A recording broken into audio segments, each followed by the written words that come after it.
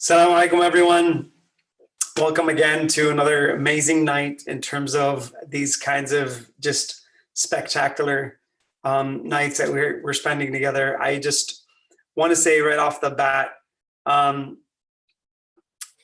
thank you. I just got invited to a few friends' houses and a friend's house, and just had an amazing dinner. And it's just, to me, it's just the most incredible thing in terms of Ramadan and how it brings people together. So to my respected friends who did that, thank you so much. And overall, it's really about, when we dive into this month is all about learning how to regulate yourself as a person. And we were having a conversation, we had a conversation about just many different things, but one of the things we talked about was the human mind and how it can really construct itself at a completely different level, and why things like the smallest little things that you think may not have an effect on you, like things like music and stuff like that, have dramatic effects on your personality, on your health, and so many things, personal health, personality health, and constructing yourself properly as a person. So all these things, guys, at the end of the day, we have to come back to understanding how to regulate what we want to take in, regulate how we want to do things in so many different ways in terms of where we spend our time, which people we let into our life. It's all about regulation. So it's ultimately about self-regulation. And tonight, what I want to do is kind of take you into that in terms of the 5 different mechanisms that you have to do to regulate yourself. So let's say you get hit by life or something happens, okay? I'm going to take you through these dimensions. Self-regulation, the ultimate goal of it is self-development. When you learn how to regulate yourself. So when I get clients, let me just give you an example before I move forward. When I get clients who talk to me about, call me or there's something going on with their life, ultimately, what I have to do is regulate them. I have to get them to calm down, take it easy, and relax. And I'll give you guys an example in terms of one time I was dealing with this major issue in terms of this person's life, where major things was going to happen in his life. And what had happened is the person who he was having the problem with ended up calling me. And I remember I was actually in Florida and I was giving presentations down in Florida. And from there, I get this strange number and I don't even know who it is. And I just had gotten off my presentation. I just got off the stage. And when I went over there and I picked up, and I'm just walking outside, and Florida is beautiful at night. So when I went outside and I was just walking, and I see my phone and I open it, and all I hear on the other side is just somebody breathing really heavy. And at those moments, those are moments that really change your life in so many ways. Now, I don't really know this person.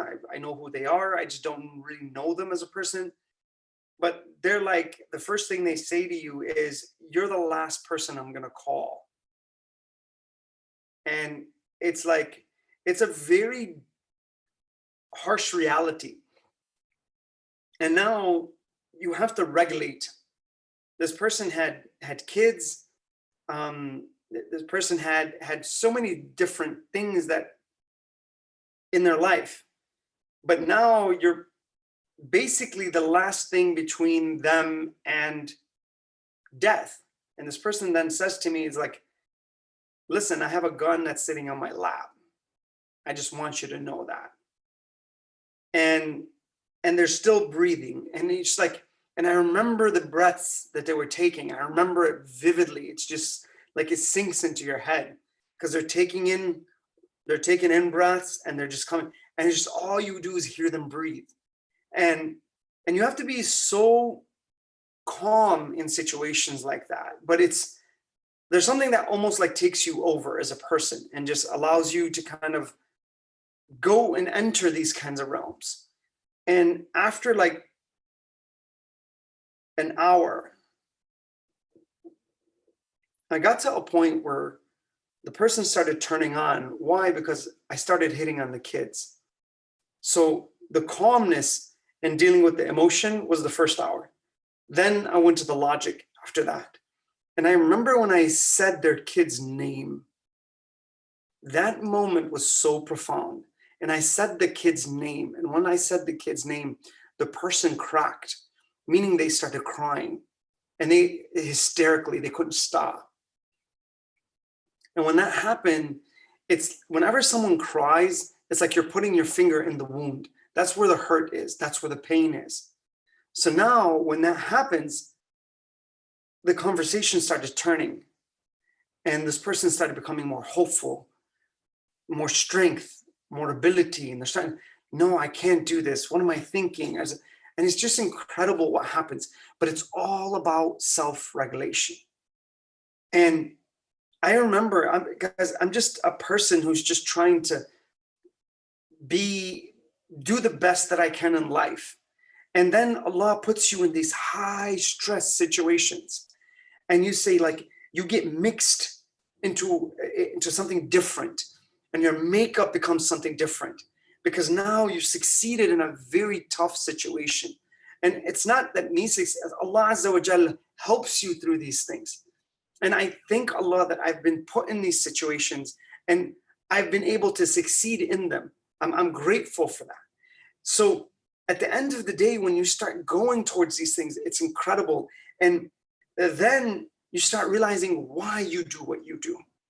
You start taking that in and you say, like, wow, that's incredible.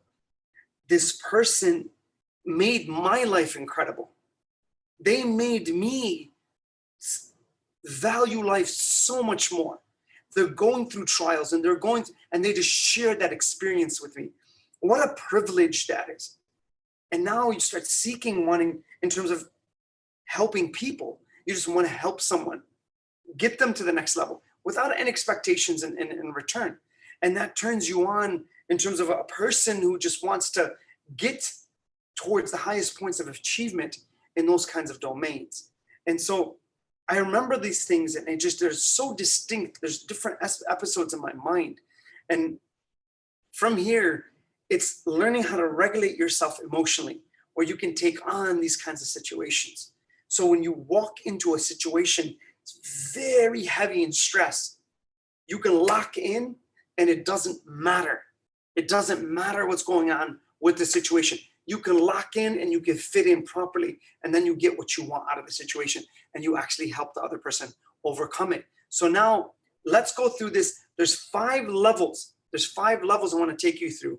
And some of them you may have heard before, but it's that combination. And once you do these in a series, okay, it's a series, meaning it's a sequential approach. You have to do step 1 before you do step 2. You have to do step 3 before you do step 4. You have to do step 4 before you do step 5. It's sequential. It's about getting yourself where you can actually beat any situation. Apply these things, guys, tonight. And I guarantee you, you're going to be able to do this right in terms of once it comes up. And these are a lot of things I do already with my clients. So when a client comes or they're having a situation, I literally have to deal with a lot of things. And I'll give you some more tools that you can use in terms of just helping yourself out. So this presentation is really about you being able and learning the tools to regulate your own self. You regulating you. You don't need to call anyone. You don't need to, you can kind of just sit down, list these things, take some good notes and watch what will happen. So you can help yourself when you get in an emotional hurricane and you don't know where things are just chaos everywhere. This will give you some stability in terms of moving forward. All right, so let's move forward. Okay, self-development. The ultimate goal of self-development is to have an agent. So I'm going to use an example here in terms of moving forward. All right, so an agent can be anything in terms of any kind of trial. Okay, effectively function on their own, meaning any person. I'm going to use agent here for a little bit later on down the line because I want to use like a business example so to kind of give you something further. Okay. And to have them effectively function on their own without needing consistent direction from a coach, mentor, or psychologist. Your job is to be able to what? Regulate yourself. Meaning when you hit hard and you hit the wall of life and the wall of frustration and it hits you hard, you need to be able to regulate, bounce off, and move forward. That should be your goal. Whenever you're going through anything in life, you need to learn how to do that. So when nobody is there for you and you don't have that support, you can stand up on your own 2 feet. You can do these kinds of things and you can move forward. 5 stages. So let's get going here. Really, again, take these down. And if you're in a place where you mentor people or you're a teacher or you coach people or whatever it is, I would highly recommend you take these down because these are essential steps in terms of moving forward. Again, individually, they're going to sound like they're common sense. It's the practicality of applying this together. That's what happens. Again, there's a lot of study behind this. It's not just giving you information just from my own whims. No, there's actually studies. There's actually a couple of university books. But before I move forward, I didn't forget, guys. This, I'm going to put it back down, all right? Moral manager, okay? This is all a hadith of Ahlul Bayt alayhim salam. It's a business book. How to be, I'm going to read you some of the actual, within the index. Okay. Maintaining justice and management, a fair and balanced administration, the role of religion and administration, a close bond with employees, meeting the people, okay, maintaining control. Let me see some here in terms of, let's say, some leadership, truthfulness, maintaining trust, the manager and the server of people, administration, and the 3 important points. Like literally, there's just so much in here. It's unbelievable in terms of the way it talks about leadership, it talks about administration, it talks about business in so many different ways. And there's a hadith for almost every one of the places that it's based on a hadith, honesty, integrity, incompetent administrators. Really, really amazing book, guys. And if you can really get this book, it's something that's very, very, very special. The Power Hungry Manager. Okay, right there, moral manager. Try to get it. There it is. All right. So let's move forward, guys, in terms of these kinds of things. 5 stages sequentially. Let's take them forward. All right. So here's the 5 stages. I'm going to show them to you here really quickly. All right. So you can take them down. But you know what? I'm not going to do that. Let's go through them one by one. All right. So number 1, in terms of this, what I want you to understand is problem identification. Guys, the biggest problem that I see across the board is when a person comes to you and they don't know what is going on with them. How many of you have ever been in a situation where you feel something, you feel bad, but you don't know why? You don't know why you feel so bad. You don't know why, and you can't turn it around. You can't get out of your emotional rut. You can't do it. The ability to identify a problem determines that change is possible and desirable and can take responsibility for its solution. The person has to learn that, okay? The ability to identify a problem. So a mentor, you have to help people identify the problem. Guys, most of us, when we're actually going through stuff, we don't know what's going on the inside. That's why sometimes we feel bad or we have these negative emotions, but we don't know what caused it. We don't know why it happens. Guys, I swear to you, I'm gonna be very direct with you, and you might think I'm crazy or you might think something is, but I swear to you, I can't even remember, like, you go through certain things in life where they make you feel stressed. I understand, but I can't, like the last 6 months to 8 months, probably even a year, I would say over a year, I can't even remember the last day that was bad for me. I can't even remember it. I can't even remember when I had a bad day.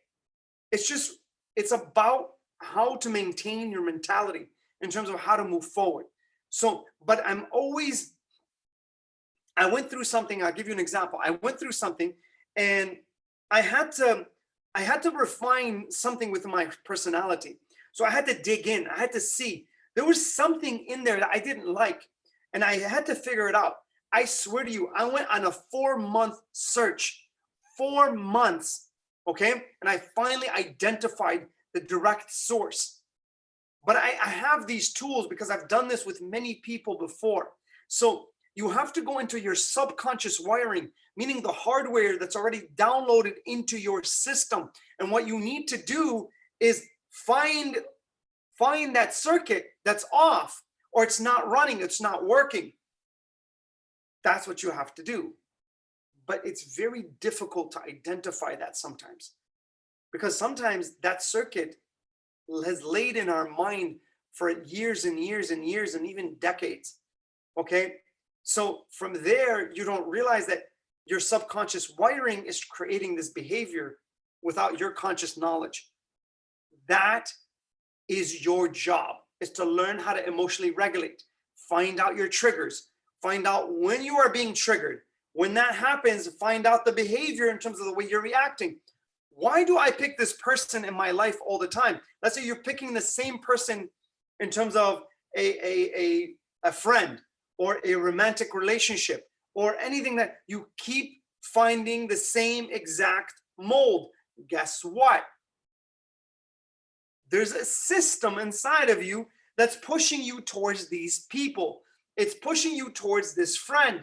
It's internal. There's a sub-personality that's there. So I know some people I'm just getting to know now, and they're just one person I just met not too long ago. And this person is just absolutely phenomenal. They're phenomenal. Why? Because they're so in sync mentally in terms of just my understanding and who I am. They're so in sync and they understand things at a completely different level, but they're very high in emotional intelligence as well. So they understand that they can decode emotion, and they're very intellectually smart, and they're educated. That's an amazing combination. And now we're just getting to know people like that. This person, guys, is soaring above the clouds.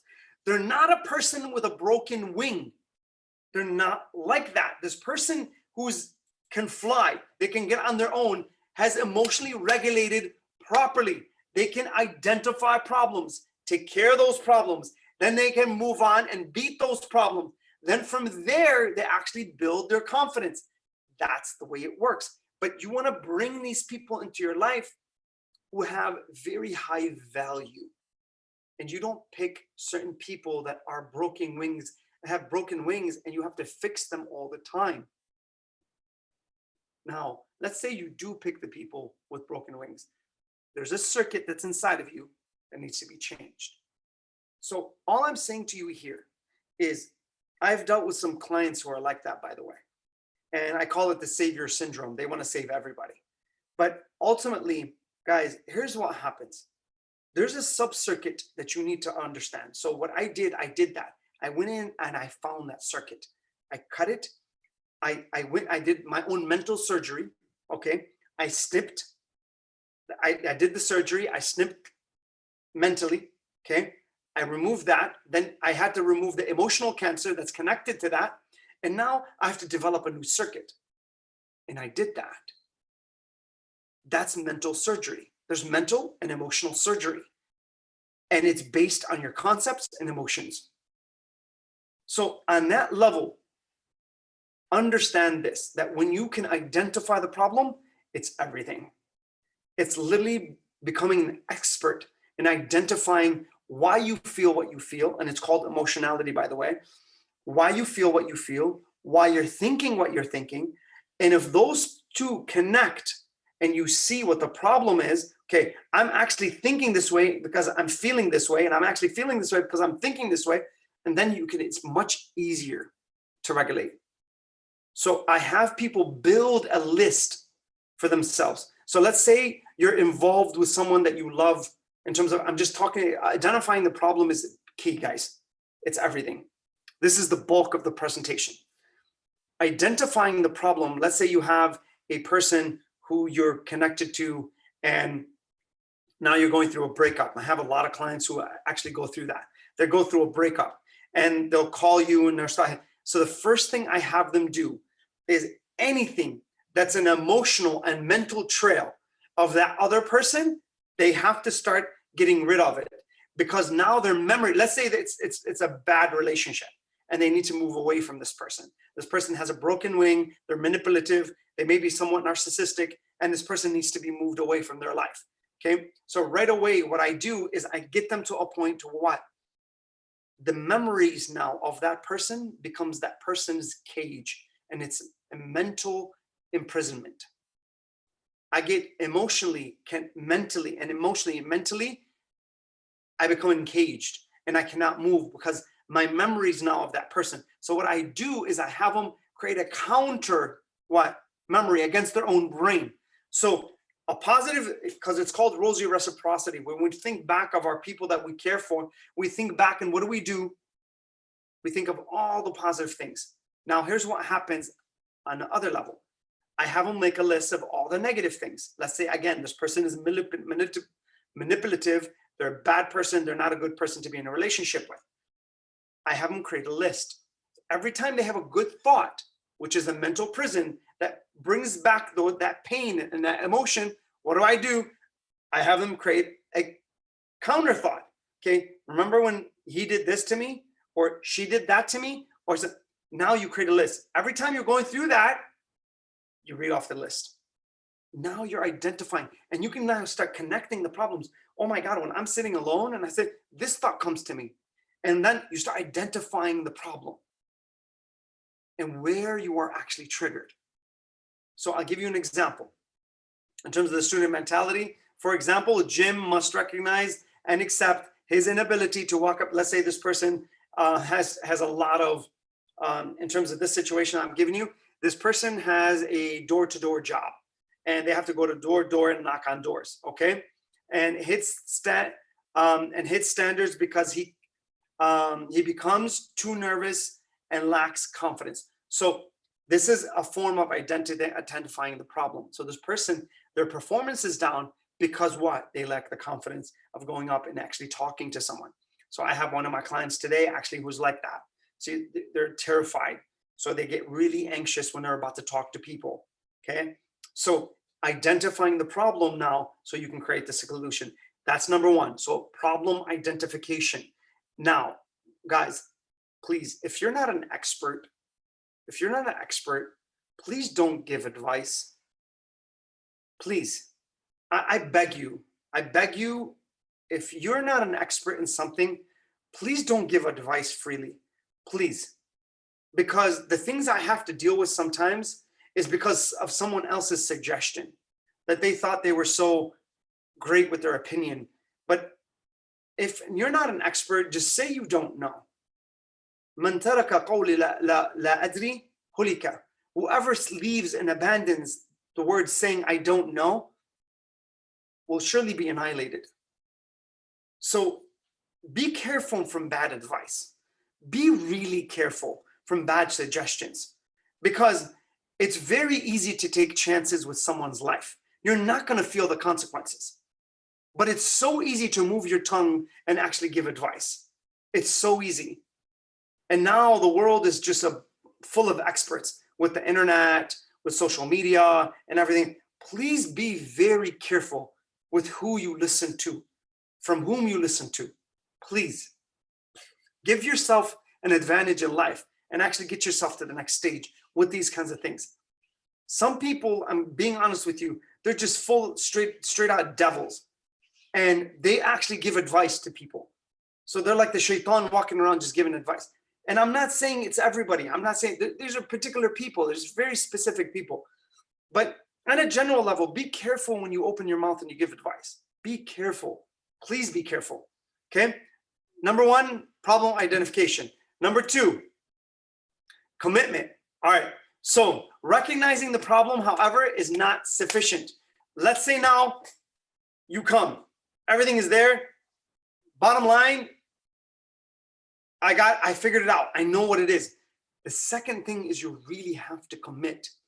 You have to tell yourself, listen, I found out that this friend, whenever I'm eating with him or her, okay, and we go out to eat, I eat really, really bad. And then when I eat really bad, it throws me down in a spiral negative road where I can't recover now. And now I'm eating bad all the time. But I figure out that this person is the trigger. Now, what do? I commit. Once I figure out and identify the problem, I commit. And I say, you know what? I'm going to hang out with a friend, but I'm not going to go out with them to eat. Okay? Commitment is such as slowness of progress and the need for regular practice of mental skills that will arise during the change process. Okay, commitment is key. Why? Because you're going to fluctuate. One day you want to work out. Okay, one day you don't want to work out. The next day you want to work out. Next day you don't. I'm staying home. I don't care. Now, please, in terms of that aspect, if you can maintain any kind of consistency, which is coming up, okay, any kind of consistency, it's key for the change. And you have to maintain it for a small amount of time. Doesn't take long. It's about that willpower. Willpower is needed in the beginning of creating a habit. That's what you need. So you need it in the beginning. And once you get it to go on its own and you wire yourself properly up top, then you can just let things go. Now, sometimes we fall off again, but it's much easier to get back on the second time because now you know how good it feels and you can release that dopamine in your brain. So commitment, number 2. Problem identification, number 2. Once you do that and you find the problem, commit. All right. Now, execution. Both of those were mental. Both of those first 2 concepts were mental. This is the primary stage of what? Self-regulation. Now, when I find out what the problem is and I'm trying to regulate myself, now I see what the problem is. Then when I say, you know what? I'm going to change this. That's it. But that's still words. Now those words have to turn into actions. And those actions have to take place properly.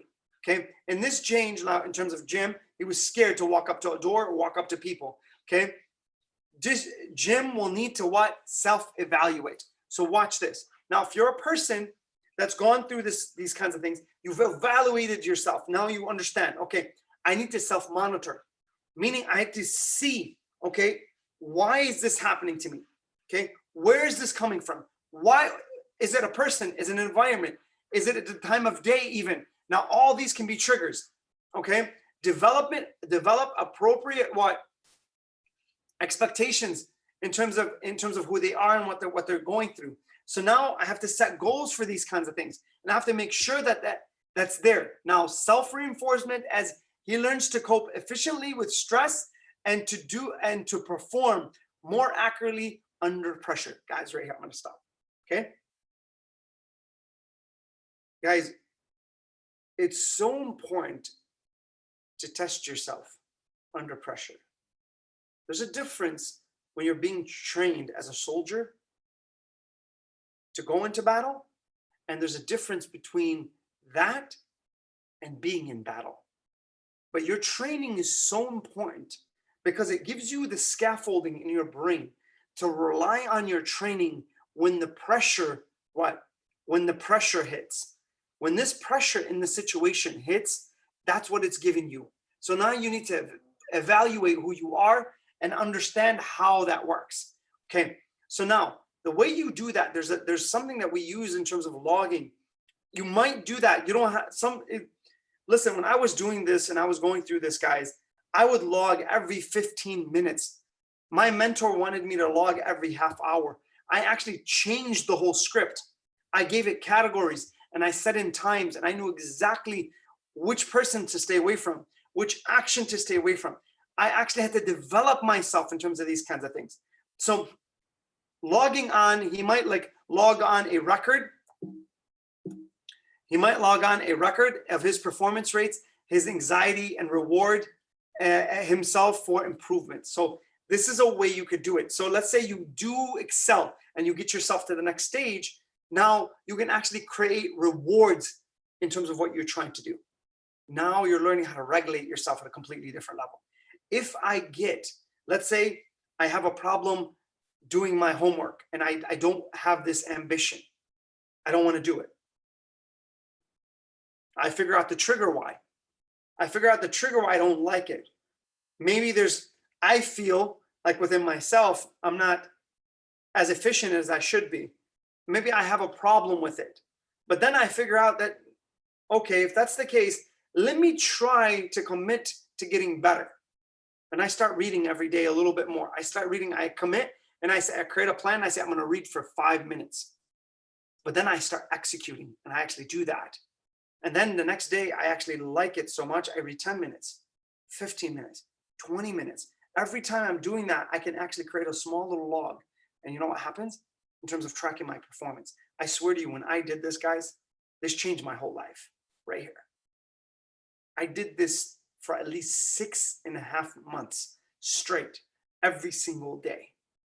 And I kept a record. And that changed my wiring in my brain, that I can do it now without a system. I can literally do that alone now. I don't need that system anymore. That system is downloaded in my head that I can emotionally regulate at will. I can just turn on a few buttons inside and just bam, just zero. And I can get calm really, really quick. But that's a system you have to develop. But then from there, if I need my anger and I need my energy to go against being a coward, I could do that as well. And I stand, and it doesn't matter. It doesn't matter the consequences, okay? And I see the consequences. It doesn't like I'm dropping them. But I'm saying it doesn't matter the consequences because I'm not in the moment. You can't be afraid then. You have to step forward. And you have to be what? Now aggression has to take over. Let's say someone is attacking someone you care for, attacking your mother, attacking your wife, attacking someone who's you care for. In terms of, you have to muster up that anger and be able to push forward.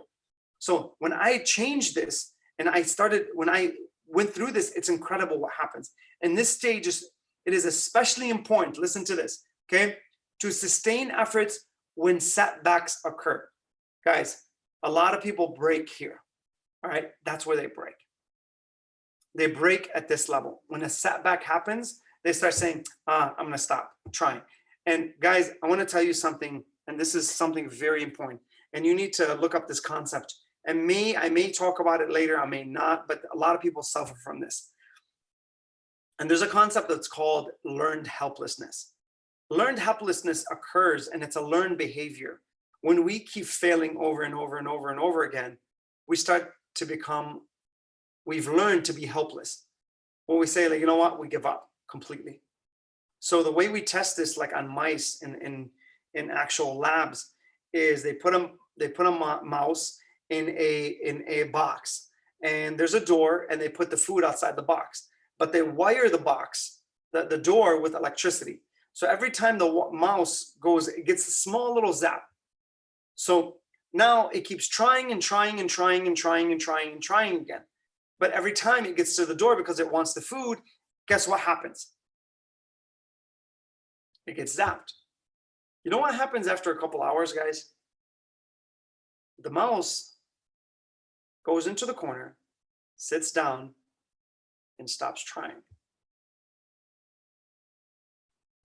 Now, the next day, they put it back in the cage, or they put it back in the box. They remove the electricity, where now it can go freely, and it's really hungry.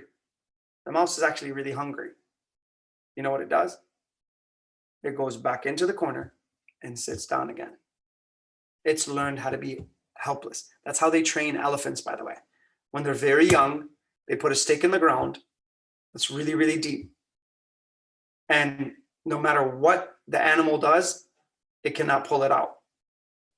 You know what happens when the animal gets older? But then it breaks, it stops trying, gets to a point where it stops trying, and it never tries again. All they do is stick the pole a couple inches, 3-4 inches into the ground. And now, guess what? It thinks it can't pull that out again. So once you face setbacks, guys, please don't go towards learned helplessness. That's going to cause you a lot of psychological pain and a lot of emotional pain, because you will never be able to get yourself out of it. Some people stay there for a very long time and they don't know how to get themselves out of that kind of hole. So keep trying, keep moving. There's a lot of psychological health when you do that. Eventually you will succeed. Don't learn how to be go into learned helplessness, learn how to succeed. There's a difference. Execute, execute, execute. And if you fail again and again and again, get up again and again and again. There's a lot of psychological health in that for you, okay? Now, number 4, environmental management, meaning planning and driving strategies to manage the social and physical environments, okay? For example, okay, coaches, customers, teammates affect the individual. Everything around you guys affects you. Your environment affects you. Your own principles will dictate the environment you're gonna seek. Let's say you like partying, you're gonna find the club, okay? That's a principle that you have, okay? Let's say you love praying, you're gonna find the mosque, okay? So all these kinds of things, the environmental management is huge. Knowing that what environments are wrong for me, what environments are really healthy for me. So if you want to build spirituality, let's say, go spend an hour in the Jannah. Put yourself around religious gatherings where there's really nice spiritual environments and people who are really spiritual, okay? These become so important, just softens the heart. And that's one way to actually soften the heart. If you have a hard heart, that's one way to soften the heart, is put yourself in these kind of environments. Go to the mosque, go to religious gatherings, go to spiritual gatherings, pray on time. When you pray, maybe do one extra prayer, maybe cry when you pray, okay? These things soften the heart, okay? Maximizing social support and having a quiet place. Guys, like, I cannot assess, like, again, these are so important. There's a place in your mind you need to be able to go to. And it's a different type of environment. What we're talking about here is external environments. What I'm talking about now is an internal environment in your head. There's a quiet place you need to be in, where it's one room that no one can enter but you. And this is a corner in your mind that you need to what? Build on your own. And once you build a small little room, it can become a palace. Because once you learn how to live in that corner of spirituality properly, that palace will ignite your whole system. So there's an environment that you got to build inside your own mind. Not just your external environments. There's internal environments that you got to learn how to build on your own. And that is huge. It's huge in terms of your own stabilization. So number 4 in emotional and self-regulation is environment. So shutting and knowing how to shift these kinds of things becomes very important. All right, last one, guys, is generalization. Here's something that I really want to give you, and you guys need to do to take it to a whole nother level, okay? And I'm going to give you a final result in terms of what studies indicate after this slide, in terms of what happens, in terms of when someone becomes a top performer. Wow, okay? And now, generalizations. Generalizations are basically this. You take now this new habit that you have, okay, and it's like a skill. And now you understand what the problem is. Once you understand the problem, you commit. Once you commit, let me take you back to the beginning here. Once you commit, what happens? You begin to execute. You need to go after that. Once you execute, you start changing the environmental roles. Maybe this environment is wrong for me. This environment is right for me. I start changing even my environments, okay? These are key components in terms of building yourself to the next stage. And the last one is generalization. What happens in this stage is this, guys, that I can actually use this habit that's specific, let's say for reading, or specific for going to softening my heart, specific for spirituality, specific for anything in terms of I've been able to conquer this situation. I can generalize it and I can use it against what? Other things, guys. I can actually use it in terms of many other ways. So what happens here is something so crucial. And for example, Jim, let's say, who had fear of actually approaching people, might use the same psychological skills that he's learned now. And guys, psychological skills, meaning these are tools. So you have to build your mind. What I'm giving you right now is a set of tools. If you download this into your system, you're going to have a set of tools to fix yourself when you're down and out. That's literally what happens.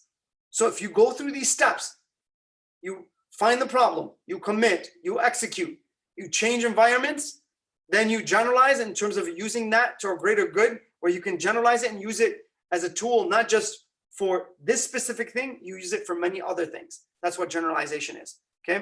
So you learn the skill set, psychological. For example, Jim might use the same psychological skills that he successfully learned in the field, meaning to go in there and knock on doors and not be afraid of people, to help deal with anxiety he experiences while what? Taking an academic test. That's what happens. You build yourself and you become much more stronger. Now, because you're not afraid of people and you can walk up to people and you can start a conversation with a stranger. Wow. Now you can actually use that psychological skill to actually help you when you're taking an exam. So you generalize that. That's the way it works, guys. So you can regulate yourself at a completely different level. So remember the 5 stages. And here's the last thing in terms of this, guys. And here's what top performers do in terms of this and what has been shown, okay? So from here, results. Here's what the results indicate. More skilled performers use problem identification, displaying commitment, and executing performance strategies more often than less skilled performers. Okay, that's what studies indicate. So the person who uses this type of identification, sets it up, and they use problem identification, displaying commitment, and executing performance strategies, guess what? They outdo the others, because this is a strategy for you to do. And it's not that difficult, guys. You just got to learn it enough, it becomes second nature. And once that happens, you'll have it. You got it. And once you get it to the next level, it's incredible. Download the software. And when you download the software, you're no longer renting the software. It's yours. It's in your system. You can use it at will. And what does that mean when you download the software versus renting the software? Some of you right now, you may be listening and you're just, okay, this sounds cool. You're not writing anything. You don't care to. It's okay. It's okay information. Okay. But what happens here is in a couple of hours or so, 2 hours, maybe 3 hours, maybe 5 hours, maybe 5 days, you're going to lose that information because your short-term memory will trick you in thinking that, oh, I got this. But if somebody were to ask you 5 weeks down the line, you're not going to remember any of it because it never went into your long-term memory. Okay. So the difference between renting an idea and owning an idea, renting idea exists in your short-term memory, okay, which is you just have it for a short amount of time. And downloading an idea and actually owning an idea is when it goes into your long-term memory. Now it becomes yours. So download these rules properly. And then what happens is this: when you own the idea and a situation comes, that software will automatically trigger. And then it will bring the right lenses of awareness for you to look through. And now you will see things that others did not see because of that software. That software will allow you and it will help you, okay, make really good decisions. That's what happens. That's what training does. So when you go into war, you're safe, calm, collected, and you can take out anything in terms of it's in your way.